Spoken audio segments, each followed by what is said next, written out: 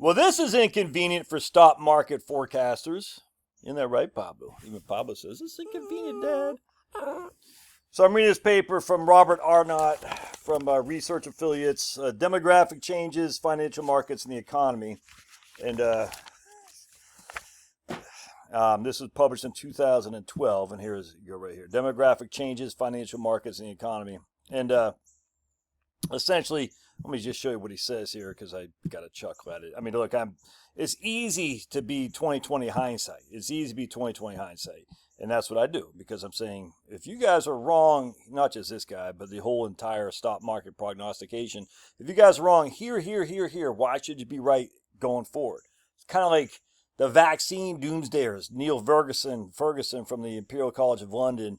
Oh my goodness, look at the swine flu, look at it, and he's never right. And yet somehow we close the whole world down because of that idiot. And of course, he's out there, getting jiggy with his girlfriend. The whole thing's just nuts, man. People just, I don't know. I don't get it. But anyway, so check this out.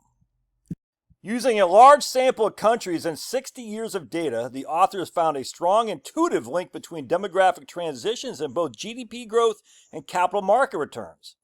Unlike previous researchers who used ad hoc and restricted demographic variables, the authors impose a smooth, parsimonious polynomial curve across all age groups. Anyway, so let's just check. I just found this kind of funny because he says, while larger groups in the early 20s are clearly beneficial for economic growth, they hurt the performance of stocks and bonds.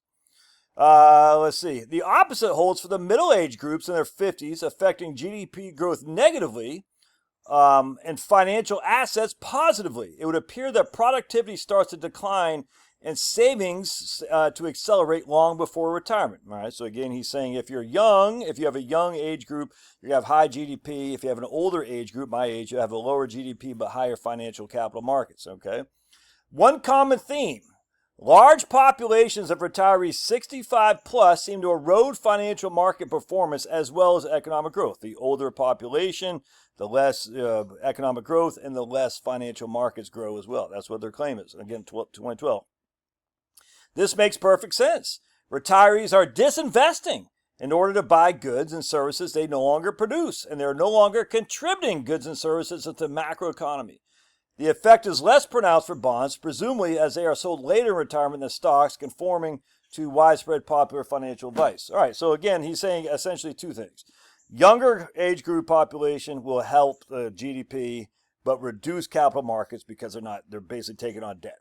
Their productivity is high relative to their working, but their actually help to the capital markets is low because they're taking on debt, not really contributing to the capital markets. My age people, we're actually hurting the economic growth because we're net consumers essentially, but we're still adding to our assets basically because we have more capital money, more capital formation because most of our debt's behind us, our kids are behind us, all that. So we're able to contribute more to the capital growth of the capital markets. All right, but we're hurting the economy because we're not as productive. I challenge that, but whatever. And then 65-year-old plus, they're negative on both sides. They're not productive at all because they're not working, and they're still their net consumption. They're pulling money out of the capital markets, and they're not increasing GDP. All right, well, if that's true, all right, so essentially what you think is a society with younger people would have negative stock market returns. A society with middle-aged people, my age, would have positive stock market returns, and a society with older people would have less. You can make that correlation. All right, well, that's interesting. That inherently would tell you that you don't want to be invested in Europe or China or Asia, by the way, right there. You don't want to be invested in international markets, right? Because international markets are doomed. I mean, these countries are not, their population is getting older and older and older, and it's dying off faster and faster and faster. So wouldn't that just tell you should be in U.S. stocks because we're not nearly as bad as those guys? I mean, you want to go to Nigeria and stuff, by all means. Invest in capital markets in Africa, and that'd be stupid, but do what you got to do. But doesn't that tell you international stocks aren't where it's at if demographics is destiny?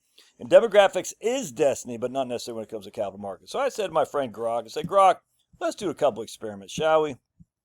And Grok said, yes, we shall. I said, let's do this. Here's a U.S. population growth going back to 1900. You can see the under 20 population, all right, kind of flat line there, all right? So you can make an argument. GDP hasn't been great since basically right in here when under 20 population is flat line.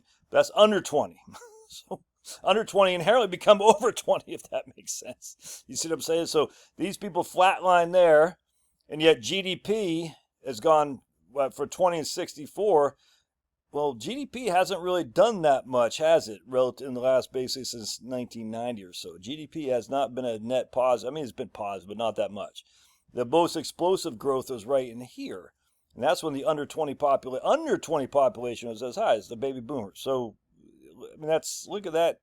20 to 64 is less than the growth right here, and yet GDP over here has been well below what we've hoped for. So that doesn't make sense. Here's your plus 65 years old going from zero. Look at that. You can see significant growth in plus 65 from 2010 to 2020. And what did the markets do? Well, even here, 2025, the markets have gone crazy. So that kind of disputes that, does not? Yes, it does. So let's keep going here. So I said to myself, let's do this. Let's compare and contrast. Because we heard it a million times a Sunday, population growth is what leads to GDP, and GDP growth is what drives the stock market. It's so freaking stupid, man. This whole thing, we got to find a reason why X, Y, Z happened.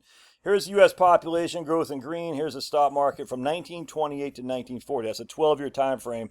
Population grew significantly over that time, 10%. Well, you got puppy. And the stock market fell down. All right, so you can see right here. That's total return, by the way, not just price to price. No, yucky. You don't want that. That's Finney's Band-Aid. Anyway, so you can see right here, there's no correlation there in terms of population growth. Certainly didn't keep us at bay from the Great Depression. So I said, okay, let's look at this.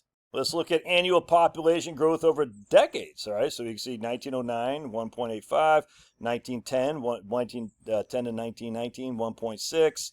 All right, you can see there, 1920, 1929, 1.38. 1930, I mean, you can see all this right here. 1940, 1950. So 1950 to 59, 1.76 was the population growth annually. 1960 to 1969, 1.21. All right, watch what happens here. 1970 to 1979, 0.95. So you can see the population growth is going down. But watch this. 1980 to 1989, massive stock market runs, 0.93.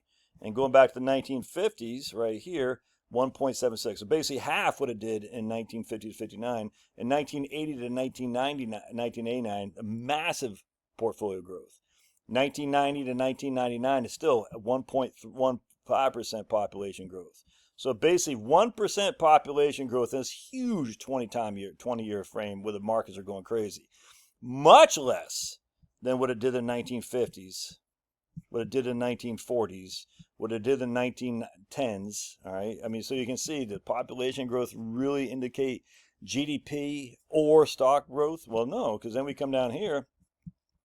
Population growth 2000 2009, 0.93. That's interesting. Which we go back to here is the exact same thing we had in 1980 to 1989, but 1980 to 1989, the markets went crazy. In 2000 2009, they didn't. So population growth isn't really that correlated with the markets, is it now?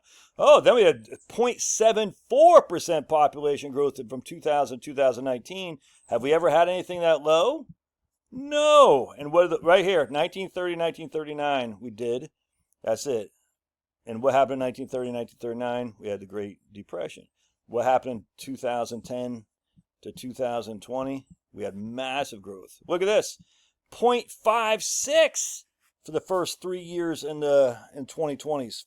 0.56 population growth, the lowest has ever been by far, and the markets still have gone crazy. So what's the correlation here? We'll check this out. So here's on an annual basis. You can see U.S. population growth versus S&P total returns. So the green is a population growth. This is the growth of the population. The S&P 500 is a total returns.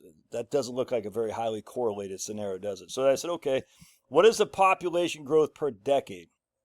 Well, first I did from 1900 to 2023.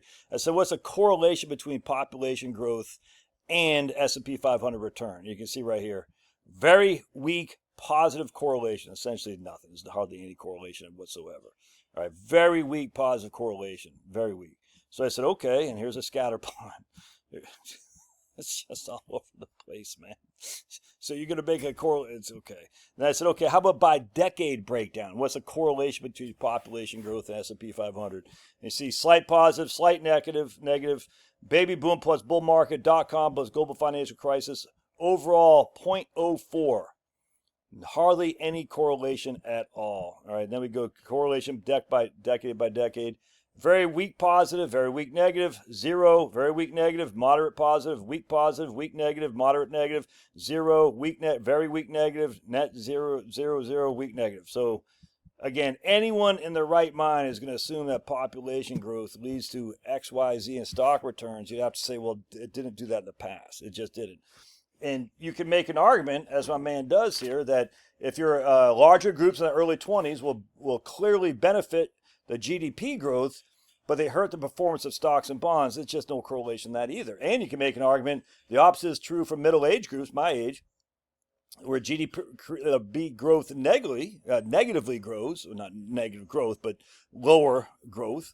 But the financial markets are doing well. Okay, maybe. But then they go on to say people in their 60s are the exact opposite, 65 plus. That there's negative population growth or lower GDP and lower capital returns. And we just don't see that. We just don't see it. Now, one of the things he does say, which I thought was pretty interesting, this guy James Paterba, who I've used a couple times in various videos I've done the last couple weeks here, if I can find his quote. This is pretty interesting. Hold on a second here. Hold on, my friends. Hold on just a second. In the empirical arena, one of the strongest criticisms comes from James Paterba in 2001. His main point is that statistical tests based on the few effective degrees of freedom lack the power to find robust evidence of such relationships in the time series data.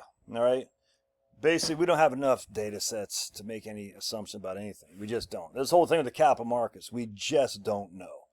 Okay, we don't have enough data, man. We just don't. In terms of statistically relevant history, it's just not there. Not enough sample sizes. And as such, you don't know. You don't know. So people say, well, demographics prove that the markets are going to underperform. Like, well, first of all, okay, if that's true, then we definitely don't want to be investing internationally. Okay, but that's true. So demographics prove that the capital markets don't perform. I said, well, that's just not true. We see that demographics, i.e. population growth, there's no correlation between S&P 500, not just year to year, but decade over decade in the course of the whole time. I've turned from 1900 to 2023. The correlation is so weak, positive, it's just not relevant. It's just not. And then you got to always look at it and say, well, how about bonds? Well, bonds, this is what I was talking about earlier today, the equity risk premium. At the end of the day, people invest in what they feel is going to give them the best rate of return for the amount of risk they're willing to take. And if people say, look, I'm going to get 4% in a guaranteed government bond, the safest thing I can get, I have to get more than 4% in a more aggressive, more risky portfolio. I have to. There's no two ways around that. If I do not expect to get greater than 4%, then I'm not going to invest in the equities, regardless of my population, regardless of anything. If I'm getting 4 over here, I have to get more than 4 over there. And as such, that might be a scenario where people say, I don't want to put, because the price earnings ratios are too high, I do not want to invest in stocks because PEs are too high. I'll take my 4% to the bank. I get it, but the drawback about that is the 4% is fixed. 4, 4, 4, 4. We're still an inflationary economy, and rightly so. That's what the Fed does. They gradually decrease the value of the current dollar bill. So you're saying, okay, I'm getting that 4, but it's being eaten away every single day by inflation. Whereas the growth of the economy, the growth of the stock market is based on corporate earnings, which are not fixed. They're volatile. That's the whole reason why stocks are volatile, because corporate earnings change every quarter. But I think corporate earnings over time will be higher than a fixed rate of return. And as such, I want to be participant in that, i.e. the stock market. Now, that doesn't mean you're going to get 12% a year like we've had forever. That's why I use a lower rate of return than that. And when I do my calculations, the right capital, because I just want to assume not the worst, but be cautiously pessimistic. Now, hope this helps some of your thoughts. Smash that like button and take this information with other people. Share this with other people. Say, hey, man, when you're talking to a guy at work, you say, oh, man, the demographics. Say, well, explain why would you invest internationally? Well, the PE ratios are low, but you just said the demographics. So is it PE ratios? Yeah, okay. So low PE ratios where I can invest. So demographics aren't a thing anymore. No, not really. Okay. So show me the evidence, though, that demographics means. So where is the evidence? Show me the evidence that high PE ratios, 28, something like that, means that stocks are going to underperform relative to bonds. I'd love to see the evidence of that, especially when you factor in all the other stuff I factor in. All right. God bless. We'll see you.